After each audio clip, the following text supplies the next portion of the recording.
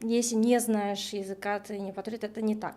И вот соглашусь с Максатом, если ты не знаешь языка, но при этом вставляешь палку, да, допустим, для того, чтобы другие изучали языки Мгм. или другие говорили на кыргызском, то это вот можно сказать, что это не патриот, ну или как сказали, манкурт. Ну, я, кстати, вспомнила случай, что в комментариях кто-то писал, что зачем вот вы сейчас тратите столько денег на развитие кыргызского языка, кыргызский и так все знают, на бытовом уровне этого достаточно, зачем там развивать, что-то там менять, бла-бла-бла. И кто-то написал, ты манкурт, просто вот просто одно слово манкурт. И я такая, вау.